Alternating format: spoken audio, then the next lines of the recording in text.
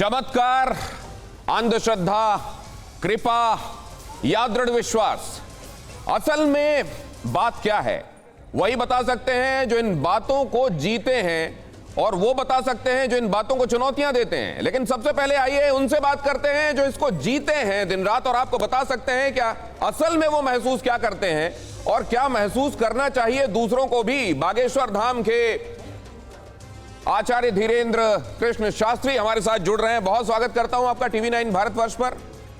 बहुत बहुत धन्यवाद। श्री सीताराम, जय सत्य सनातन धर्म, जय बागेश्वर धाम। टीवी 9 भारतवर्ष के सभी दर्शकों को बहुत बहुत हमारा साधुवाद। तो मैं तो सबसे पहले आपसे यही कहने वाला था कि अपन औरन खां सबसे पहले राम राम। अरे सबऊ जान का राम राम। अरे जय हो भैया, बुंदेलखंडी बोल रही। सबऊ जान का राम राम, खूब नौ लगे सबका। लेकिन अब मैं आपसे ये जानना चाहता हूं कि इस समय आप बहुत चर्चा के केंद्र में हैं, और आपके जो फॉलोअर्स हैं, जो आपको मानने वाले हैं, वो जाहिर है ये कह रहे हैं कि बहुत सारे लोग ऐसे हैं जो धाम की प्रसिद्धि से, आपके नाम से जिनको परेशानी हो रही है और जो अनावश्यक आपके पीछे पड़ गए। लेकिन बहुत सारे लोग ऐसे भी हैं जो ये कहते हैं, बहुत, मेरा सवाल पूरा हो जाए, बहुत सारे लोग ये भी हैं जो ये कहते हैं कि असल में जो सांच है उसको आंच नहीं होती, लिहाजा अगर सच का परीक्षण करने की आवश्यकता पड़ती है, सीता माता को भी अग्नि परीक्षा से गुजरना पड़ा, तो धीरेन्द्र कृष्ण शास्त्री जी को भी सामना करना चाहिए। बिल्कुल, बहुत अच्छा प्रश्न है। पहली बात, लोग हमारे पीछे या धाम के पीछे नहीं है, सनातन के पीछे हैं। दूसरी बात, आपने कहा कि अगर परीक्षा की बात आए तो माता जानकी जी को भी गुजरना पड़ा। बागेश्वर धाम की पीठ कभी पीछे नहीं रही। बागेश्वर धाम का दरबार कभी बंद कमरे में नहीं लगा। बागेश्वर धाम का दरबार किसी की कान बत्तू पर नहीं लगा। बागेश्वर धाम का दरबार डंके की चोट पर लाखों लोगों के बीच में लगा। बागेश्वर बालाजी का दरबार हमारा दरबार नहीं है। बागेश्वर बालाजी और सनातन धर्म के मंत्रों की ताकत का दरबार है, जिसमें साधु संतों की नाक और साख जिससे बढ़ती, जिसमें एक एक सनातनी का सीना चौड़ा गर्भ के साथ होता है। तो बागेश्वर धाम का दरबार कोई बंद कमरे में नहीं लगता है, ना किसी को बुलाता है। और बागेश्वर धाम का दरबार कोई दावा भी नहीं करता है। हम नहीं करते हैं कि हम कुछ बता पाएंगे। हम तो पेन कागज लेते हैं और जो हमें इष्ट की प्रेरणा लगती वो लिख देते हैं और वो सत्य निकलता। और अंत में यही कहेंगे, हर चुनौती के लिए आज और कल, आज तारीख है 20 जनवरी, रायपुर में हम बैठे हुए हैं। ना मध्य प्रदेश है, ना बागेश्वर दरबार है, बागेश्वर धाम है। बागेश्वर बालाजी का दरबार रायपुर के गुड़ियारी मैदान में आज और कल लगने वाला है। जिनको लगता है कि ये अंधविश्वास है, अंधश्रद्धा है, वेलकम टू यू दरबार। खुले दरबार में आपका स्वागत है। और अपनी आंखों से देखें कि हमारे पास क्या है। हमारे पास अपने इष्ट की कृपा है, हमें अपने इष्ट पर भरोसा है। तो हमें परीक्षा से कोई डर नहीं है, माननीय महोदय। अब दूसरी बात यह कि वहां पर बात यह की जा रही है कि असल में आपका कार्यक्रम 13 तारीख तक था और उससे पहले आप वहां से चले गए, ये समझते हुए चले गए कि ऐसा कोई एक्शन लिया जा सकता है, क्योंकि वहां विजिलेंस ऑफिसर को इस बात की खबर कर दी गई थी। जो अंधश्रद्धा उन्मूलन के व्यक्ति हैं वो ये कह रहे हैं कि हमने इस बारे में बता दिया था, और क्योंकि सूचना मिल गई थी इसलिए वो पहले चले गए। और यहाँ पर जो विजिलेंस से जुड़े हुए लोग हैं उन्होंने अपना काम समय रहते पूरा नहीं किया। क्या वाकई ऐसा है? पहली बात तो दरबार 2 दिन का था, दरबार में कोई कटौती नहीं की गई। दूसरी बात, कथा हमारी जो 9 दिन की थी तो तारीख 3 को ऑफिशियली पेज से आगामी सभी कथाओं को 2-2 दिन के लिए काट दिया था, क्योंकि हमारे गुरुजी का जन्मोत्सव था। तो 13 की जगह 11 तारीख को तो कथा शुरू होनी थी 5 से, जानकारी अपडेट कर दी गई थी 3 तारीख को। दूसरी बात, हम सनातनी हिंदू हैं, भगोड़ा नहीं है। और तीसरी बात, हम फिर आएंगे और उनको कहते हैं कि किराया खर्चा हमसे ले लें, रायपुर दरबार में आ जाएं, गीला करके भेजेंगे। सनातन में क्या ताकत होती है हम वो बता के भेजेंगे उनको। लेकिन और एक बात और हम प्रार्थना करें, क्षमा कीजिएगा, हम कोई बहुत गंभीरता से बोल रहे हैं, श्रीमान जी उनको हमारी खबर भेज दीजिए। ये वाद विवाद डिबेट न्यूज, इनमें बुढ़ापे में वो अपना दिमाग खराब करें और उनका जो है बीपी हाई हो। जी। बूढ़े आदमी हैं बेचारे, दूसरी यात्रा की तैयारी पर थे, पर बागेश्वर धाम के नाम पर उनके भी आजकल टीवी में आने लगे, तो उनसे कहना कि ये बात ही खत्म कर दो, आ जाओ ना। नहीं, वो आपको हम तो लेकर शास्त्री जी, आपको लेकर कोई भी पर्सनल रिमार्क उन्होंने नहीं किया जो मैंने अभी तक सुना है। कोई भी आपके लुक्स को लेकर, आपकी एज को लेकर, आपके वय को लेकर उन्होंने कोई रिमार्क नहीं किया है। तो मैं भी आपसे ये प्रार्थना करूंगा कि आप भी उनको लेकर कोई पर्सनल रिमार्क मत कीजिए। वो ये कह रहे हैं कि हमने उनको जब देखा, उनके कई वीडियोस देखे, तो हमने ये पाया कि जो 2 एक्ट्स हैं, महाराष्ट्र का 2013 का जो जादू टोना एक्ट है और जो केंद्र सरकार का 1954 का drug and magic remedies act है, इस दोनों का ही उल्लंघन होता है। वो तथ्यात्मक बात कर रहे हैं। वो ये कह रहे हैं कि देखिए इन दोनों का उल्लंघन होता है, वायलेशन होता है, और वायलेशन के वीडियो समेत हमने प्रूफ्स विजिलेंस ऑफिसर को सौंपे हैं और ये एक मामला है जो बनता है कानून की निगाहों में। मतलब वो ये कह रहे हैं कि हमारा कोई व्यक्तिगत दुराव नहीं है, वो रामकथा करने आए थे, करें, बहुत अच्छी बात है, लेकिन जहां पर वो वायलेशन कर रहे हैं वहां हमें समस्या है और वहां कानून के हिसाब से काम होना चाहिए। आज तक किसी भी कानून का उल्लंघन नहीं किया, महाराष्ट्र के प्रत्येक कानून का। देखो, भारत के कहीं का भी कोई कानून हो, हमारे पूर्वजों ने संविधान स्वीकार किया है और हम प्रेम साहर्ष पूर्वक स्वीकार करते हैं। जादू टोना का जो उनका एक्ट है, वो एक्ट यह है, डराकर, धमकाकर, बुलाकर, ट्रिक दिखाकर अगर कोई जादू टोना बताता है तो उस पर लीगली कार्यवाही बनती है। हमने किसी को बुलाया नहीं, हमने किसी को धमकाया नहीं, हमने कोई झाड़ फूंक नहीं की, हम अपने इष्ट से प्रार्थना करते। अगर वो कहते भूत प्रेत दरबार, तो आज से 500 साल पहले गोस्वामी तुलसीदास जी ने हनुमान चालीसा लिखा, भूत पिशाच निकट नहीं आवे, महावीर जब नाम सुनावे। तो आपसे पूछते हैं कि आप हनुमान चालीसा को झूठा मानते हैं? ये विषयांतर होगा।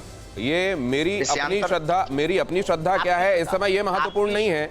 इस समय जो दर्शक वर्ग देख रहा है, मैं आपको बताता हूँ, मैं आपको पूरा हनुमान मैं पूरा हनुमान चालीसा, और आप जो कहते हैं कि ये मैं नहीं करता, प्रभु करते हैं, भगवान करते हैं, गुरु की कृपा करती है, तो हनुमान जी ने भी जब वो लंका में माता सीता का पता करने के बाद भगवान के पास गए और भगवान ने कहा कि बताओ ये तुमने कैसे किया, तो उन्होंने कहा प्रभु प्रसन्न जाना हनुमाना, बोला वचन विगत अभिमाना, शाखा मृग कै बड़ी मनुसाई, शाखा ते शाखा पर जाई, नाग सिंधु हाटक पुरजारा, निश्चर गण बद विपिन उजारा, सो सब तब प्रताप रघुराई, नाथ न कछु मोर प्रभुताई। तो ये तो हनुमान जी भी कहते हैं कि मेरी कोई प्रभुता नहीं है, भगवान की प्रभुता है, लेकिन भगवान कहते हैं कि उनसे बड़े उनके नाम को लेने वाले लोग होते हैं। मतलब वो हनुमान जी के ऊपर कहते हैं आप बड़े हैं। अब आप इसी तरीके में, क्या ये आपका अपना सामर्थ्य है जिसको आप भगवान को समर्पित करते हैं क्या?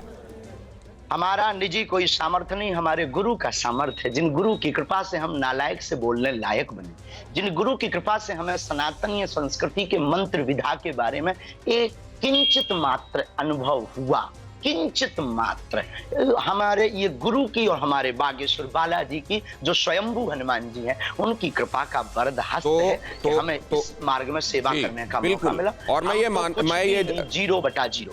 तो शास्त्री जी, मैं ये जानना चाहता हूं कि दूसरे तमाम धर्मों में तो ये तक परंपरा है, ये तक विधान है कि अगर वो चमत्कारों की बात उनकी आती है कि मान लीजिए उन्होंने किसी को जल दे दिया या किसी को छू दिया, किसी का कुष्ठ रोग ठीक हो गया, किसी के दूसरे जो व्याधियां हैं वो ठीक हो गई, तो उनको संत तक का, सेंट का दर्जा तक मिल जाता है।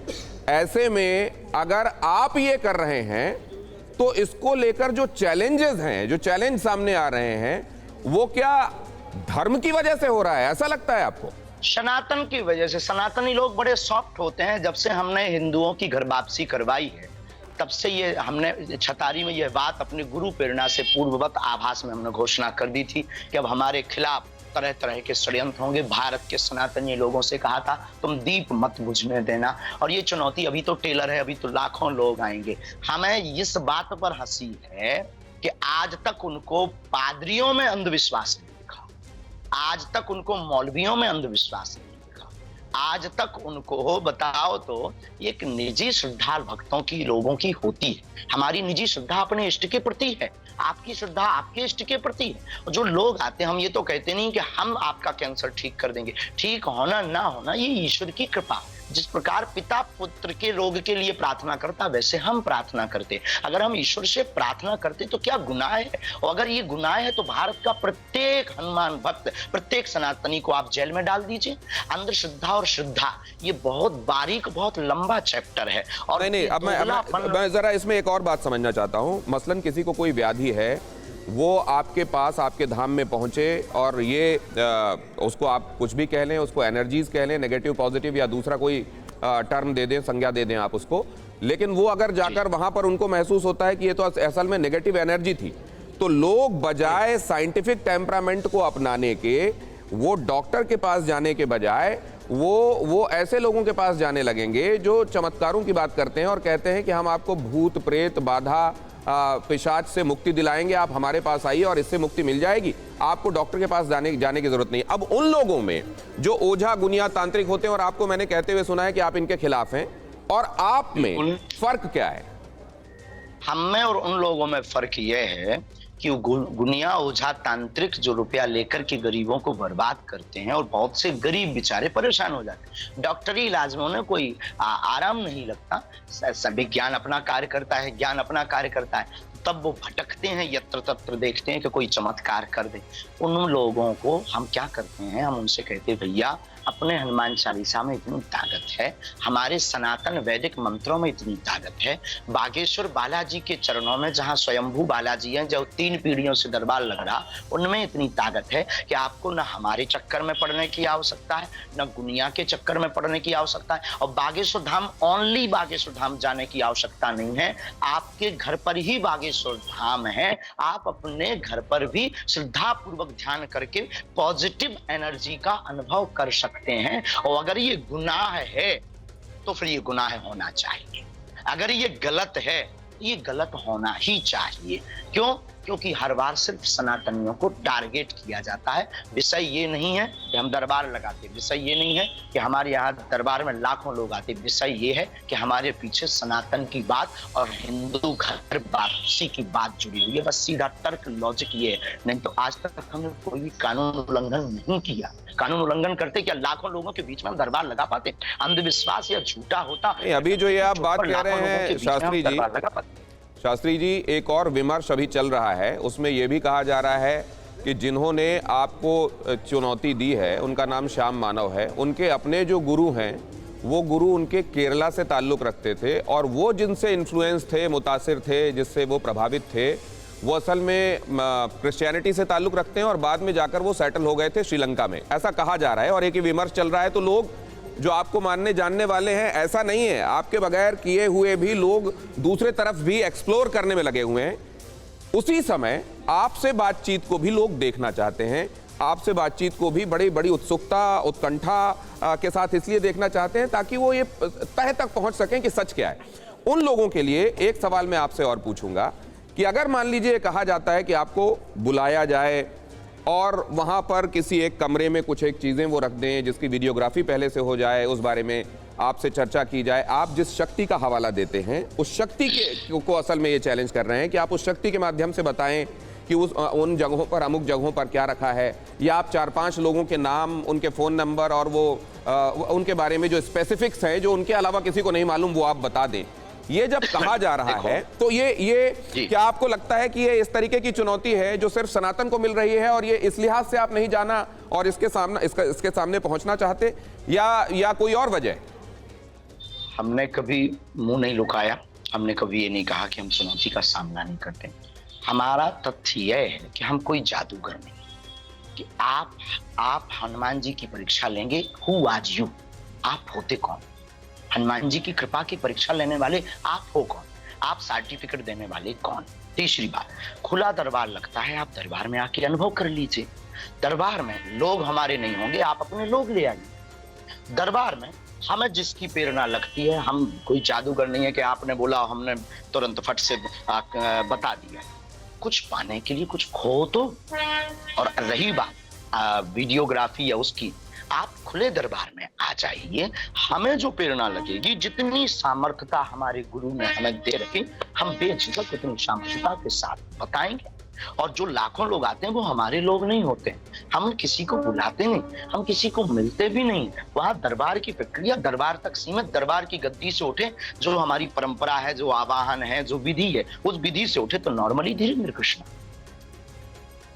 जी, ये बात जो आप कह रहे हैं बिल्कुल सच है कि ईश्वर की परीक्षा लेना ये असल में ये वाकई है, क्योंकि आप कहते हैं आपका नहीं है, ईश्वर का है, तो ईश्वर की परीक्षा लेने वाले who are they, you are very very much right. But at the same time sir, ये भी मैं आपसे समझना चाहता हूं कि तुलसीदास जी ने भी ये कहा था, तुलसी मस्तक तब न भय जब धनुष बाण लियो हाथ, राम जी के रूप में सामने आइए तब मैं आपको प्रणाम करूंगा, ये कहा था तुलसीदास। तो नहीं, तो अगर मान लीजिए परीक्षा ले सकता है, अच्छा, तो ये भक्त भगवान की परीक्षा ले सकता है, क्रिश्चियन भगवान की परीक्षा, दूसरे धर्म को सपोर्ट करने वाला, वामपंथी भगवान राम का सबूत मांगने वाला, अयोध्या का सबूत मांगने वाला और संतों का सबूत मांगने वाला, सनातन को टारगेट बनाने वाला, क्या परीक्षा लेने लायक पात्र है? नहीं, लेकिन शास्त्री जी ये भी देखिए, भक्त भगवान की मैं ये नहीं कह रहा हूं, भगवान की परीक्षा लेने के संदर्भ में जो अगर इस दुनिया को चलाने वाली जो ताकत है उसकी परीक्षा कौन ले सकता है, लेकिन नहीं, मैं एक दूसरी बात आपसे कह रहा हूं कि वो लोग जिनको अभी भरोसा नहीं है, जिनको विश्वास नहीं है, आप क्योंकि दूसरे धर्मों के भी आपके मित्र हैं, ये मैंने आप ही की बातों में सुना कि दूसरे धर्म के लोगों में भी आपके मित्र हैं, जानने वाले हैं, अगर कहीं पर जाने से और आपके कुछ कहने से लोगों का भरोसा, उनका अकीदा, उनका विश्वास भगवान के प्रति और बढ़ता है, तो क्या ये एक तरीके से ठीक है? किसी ने परीक्षा लेने के लिए ही बुलाया, उन लोगों ने भी तो क्या माता जानकी, क्या उनकी परीक्षा लेने की योग्यता कोई, लेकिन उनकी भी परीक्षा की बात कही गई। मैं वही बात एक बार फिर से वो दृष्टांत सामने रखना चाहता हूं कि भगवान की परीक्षा कोई नहीं ले सकता, लेकिन अगर भगवान के ऊपर श्रद्धा के मामले में कहीं सवाल उठ रहा है, तो क्या भगवान को भी अपने भक्तों का विश्वास और दृढ़ करने के लिए ऐसी बातों का जवाब नहीं दे देना चाहिए? बिल्कुल देना चाहिए, उसी के लिए तो उनको रायपुर बुलाया है। क्यों नहीं आ रहे? हमारी जानकारी उन तक भेजिए, खबर उन तक भेजिए। हम तो नागपुर में दरबार लगाए, क्यों नहीं आए? हमने भैया वहां कथा भी की, हमारे पास ना तो कोई पत्र आया, ना हमारे पास उनका कोई व्यक्ति आया। हम निकल आए तो आपने वीडियो पे कह दिया कि हमने चुनौती दी इसलिए भाग आए। ये तो अनलॉजिकली बातें हैं। आप आ जाइए, ये धाम हमारा नहीं है, रायपुर हमारा क्षेत्र नहीं है, हमारा शहर नहीं है, हमारा गांव नहीं है, हमारा स्टेट नहीं है, अदर स्टेट है। हमें जैसे ही समय मिलेगा हम नागपुर आएंगे, आप आइए, अनुभव कीजिए। हाँ, लेकिन शर्त ये है कि दरबार की प्रक्रिया दरबार के अंतर्गत होगी। जो दरबार है उसमें बैठिए, जो हमें प्रेरणा लगेगी वो हम बताएंगे। कल तक का मौका है, किराया खर्चा हमसे ले लीजिए। दूसरी बात पूरी सेफ्टी की जिम्मेवारी कि अगर वो ये कह रहे हैं कि हमने विजिलेंस ऑफिसर को बताया था, उन्होंने टाइम पर एक्ट नहीं किया, कोई विजिलेंस वो कह रहे हैं जो सतर्कता अधिकारी थे वहां के, उनको हमने बताया था और लेकिन उन्होंने टाइम पर एक्ट नहीं किया, इसलिए महाराज जी चले गए। मैं एक बात आपसे जानना चाहता हूं, मैं नहीं जानता इसमें क्या सच्चाई है, कितना सब्सटेंस है उसमें। जाहिर है ये उन लोगों को देखना है जो लॉ इन्फोर्सिंग एजेंसीज हैं, पहले तो वो जाकर सामने रखेंगे, उनके लॉ इन्फोर्सिंग एजेंसीज का काम है इसको देखें। लेकिन अगर कानून के दायरे में कोई मसला बनता है तो क्या आचार्य धीरेन्द्र कृष्ण शास्त्री जी उस राज्य के कानून के मुताबिक, क्योंकि law and order state subject है, तो आपको महाराष्ट्र भी इस संदर्भ में हो सकता है, इस कानून के संदर्भ में आपको वहां पहुंचना पड़े, क्या आप इस सब के लिए भी तैयार हैं मानसिक रूप से? अनुच्छेद 25 के अंतर्गत अपने इष्ट और अपने धर्म का प्रचार प्रसार करना एक प्रत्येक व्यक्ति का मौलिक अधिकार है। तो हमने अपने इष्ट का प्रचार किया है, तो किसी भी उद्देश्य से, किसी भी पॉइंट से, पहली बात तो कोई भी कानून हमने उल्लंघन नहीं किया। और अगर कानून उल्लंघन किसी को लगता है तो उसको कानूनी सलाह लेनी चाहिए। बाकी हम हर प्रकार से प्रत्येक चुनौती, प्रत्येक परिस्थिति के लिए अपने सनातन धर्म के प्रचार प्रसार के लिए ऑल लाइफ तैयार हैं और चेहरे पर मुस्कुराहट के साथ स्वीकार है हमें। और जो जैसा होगा देखा जाएगा। सिर पर सीताराम, फिकर फिर क्या करना। हमें इष्ट पर अपने भरोसा है, हम सनातन का झंडा गाड़ करके रहेंगे और प्रत्येक सनातनी को जगा करके रहेंगे। ये बात सच है, जब जानकी नाथ सहाय करें तब कौन बिगाड़ करे नरतेरो। लेकिन एक बात मैं जानना चाहता हूं, महाराष्ट्र में जो अभी गवर्नमेंट है, क्योंकि बहुत कुछ इस पर तय होता है, हम सब जानते हैं और इससे इनकार नहीं कर सकते कि सरकार किसकी है, वहां की सरकार देखते हुए और वहां नागपुर में ये जो वाकया हुआ उसको देखते हुए आप क्या कहना चाहते हैं? उसमें यही कहना चाहिए, ये वामपंथी लोग हैं, ये मिशनरियों से पोषित लोग हैं। इनको सिर्फ साधु संतों को, सनातनियों को, जो एकदम प्योर लोग हैं, उनको टारगेट करके अपनी टीआरपी बढ़ाना और अपना एक नया एजेंडा रखना, ताकि सरकार के सामने इनकी तू बोलती रहे। लेकिन इनका गलत जगह वर्तमान में पाला पड़ गया है। क्यों? क्योंकि हम कहीं से भी सांच को आंच नहीं है, हम कहीं से भी व्रॉन्ग नहीं है। और दूसरी बात, हम डंकी की चोट पर दरबार लगाते, हम अपना नहीं लगाते, हम अपने इष्ट का प्रचार करते। हम कोई दावा नहीं करते, हम चमत्कारी नहीं है, हम ईश्वर नहीं है, हम कोई बहुत बड़े संत नहीं है। एक गुरु के नाते अपने इष्ट को ध्यान में लेते हैं और इष्ट के ध्यान के साथ उसकी बात को रखते हैं। मैं ये जानना चाहता हूँ आचार्य जी कि क्या भगवत कृपा से ही अगर अंगुलीमाल वाल्मीकि बन सकते हैं, तो क्या वो लोग जो भरोसा नहीं कर रहे हैं उनका दिमाग भी फिरेगा, या वो वैसे ही रहेंगे और सनातन के विरोधी रहेंगे? यह सनातन के विरोधी रहेंगे। ज्ञानी नाम अग्रगण्यम सकल गुण निधानम वानराणाम धीसम रघुपति प्रिय भक्तम वात जातम नमामि। इतनी उपाधियों से निष्ठ अष्ट सिद्ध नवनिधि के दाता, इतनी उपाधियों से परिपक्व अनंत बलवंत श्री हनुमंत लाल जी रावण के दरबार में जाते हैं और रावण के सामने हाथ जोड़ करके कहते, हे प्रभु, हे स्वामी, कपि स्वभाव ते तोरो रूखा। जानकी जी कोई साधारण नहीं, जगत जननी भवानी है, भगवान राम ब्रह्म है, उनकी शरण में जाओ। लेकिन अभिमानी रावण जो होता है, जो राक्षसों द्वारा पोषित था, वो मर गया, लेकिन झुका डिगा टिका नहीं। तो ऐसे लोगों पर ज्यादा टाइम बर्बाद करना, डिबेट करना, बात करना, हमें लगता मूर्खता है। हमें अपनी सनातन की लंबी लाइन खड़ी करनी है। एक दिन ऐसा आएगा, ऊंट पहाड़ के नीचे आएगा। बहुत बहुत धन्यवाद आचार्य धीरेन्द्र कृष्ण शास्त्री जी, आपने अपना बहुमूल्य वक्त निकाला। हमारी खबर भेज दीजिए श्रीमान जी, हमारी उन तक खबर भेज दीजिए। कल दरबार और है, खुला चैलेंज है उनको। देश के सबसे बड़े न्यूज नेटवर्क पर अभी आप बात कर रहे हैं और उन तक ये टीवी नहीं पहुंच रहा है। से प्रार्थना है कि ये मुंहबाजी करने से अच्छा है, दूध का दूध पानी का पानी, देश का मुद्दा खत्म हो जाए। लोग परेशान हैं, टीवी वाले परेशान हैं, अभी हम आपको इसलिए साधुवाद कर रहे हैं, धन्यवाद कर रहे हैं आपका, क्योंकि आपने वक्त निकाला, हमसे बातचीत की। अभी आपका व्यस्त कार्यक्रम है, हमको मालूम है, वहां रायपुर में भी, उसके बावजूद आपने समय निकाला, इसके लिए बहुत धन्यवाद। लेकिन अभी हम रुकने वाले नहीं, आपको यह भी बता दें आचार्य जी, अगर आपको वक्त मिले तो ये बाकी का कार्यक्रम भी आप अभी या बाद में देखिएगा, क्योंकि आज इसी दूध का दूध और पानी का पानी के संदर्भ में हम बात करने वाले हैं। चमत्कार के संदर्भ में, कृपा के संदर्भ में, अंधविश्वास के संदर्भ में और विश्वास के संदर्भ में आज हम बातें करने वाले हैं। लेकिन उससे पहले आपका बहुत धन्यवाद। नमो ब्रह्मण्य देवाय गो ब्राह्मणिताय च जगद्दिताय कृष्णाय गोविंदाय नमो नमः। श्रद्धा सबके लिए। धरणीधरो हम विप्र प्रसादात कमलावरो हम विप्र प्रसादात अजताज तो हम विप्र प्रसादात मम राम नाम। अभी सूरज नहीं डूबा, जरा सी शाम होने दो, मैं खुद वापस लौट आऊंगा, पहले मुझे नाकाम होने दो। बदनाम करने का बहाना ढूंढता जमाना, मैं खुद बदनाम हो जाऊंगा, पहले सनातन का नाम होने दो। बहुत धन्यवाद हमसे बातचीत करने के लिए। और आपके अंदाजे बयान के तो तमाम लोग मुरीद हैं और